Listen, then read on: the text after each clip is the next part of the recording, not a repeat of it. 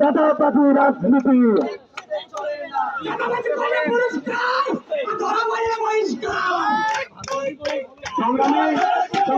এখনো আপনারা যা শুরু করেছেন, আমরা অনুরোধ করে জানাবো, সম্মানের সহিত জানাবো, আপনারা নিজেদের লাগাম টেনে ধরুন। পাথর চাপা দিয়ে মৃত্যু নিশ্চিত করেছে, এই জন্য মধ্যযুগীয় বর্বরতাকে হার মানায়।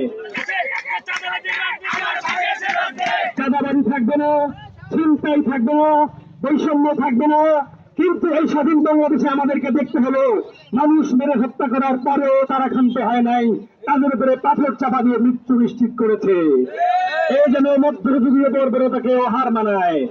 24-এর বিপ্লবী ছাত্র জনতা যে ভাবে আওয়ামী প্রেসিডেন্টকে এই বাংলাদেশ থেকে বিতাড়িত করেছে, 24 পরবর্তী বাংলাদেশে কেউ ফেসিবাদ কায়েম করতে চাইলে তাকে ওই বাংলাদেশ থেকে বিতাড়িত করবেন। আমরা কোন রাজনৈতিক দলের না, আমরা রাজনৈতিক দলের হয়ে আসিনি।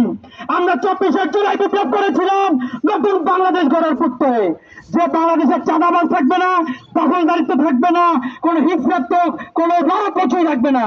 কিন্তু আমরা দেখতে পাচ্ছি নতুন করে সেই জায়গাগুলো আবারও দখল করে নিয়েছে সেই দল, যারা অল্প কিছু অর্থের বিনিময়ে সেই ফ্যাসিস্ট আওয়ামী লীগের শেল্টার দিয়ে বাঁচিয়ে রেখেছে, যাদের কারণে আজ পর্যন্ত পুলিশ প্রশাসন ঠিক মতো মুভমেন্ট করতে পারতেছে না।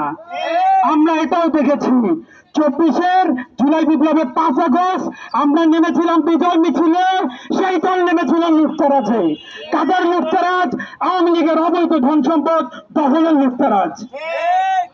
আমরা স্পষ্টভাবে বলে দিতে চাই, এই বাংলাদেশের তরুণ ছাত্র জনতা কি করতে পারে তা 2024 সালে দেখিয়ে দিয়েছে।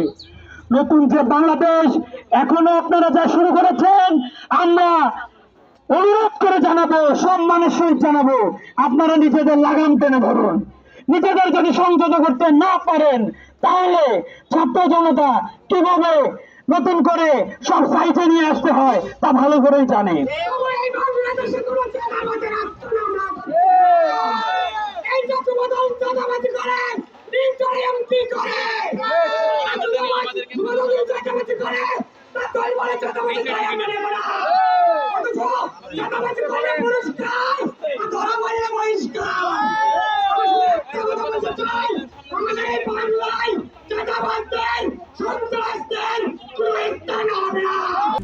RICL TMX, যুগের পর যুগ স্থাপনা থাকে মজবুত।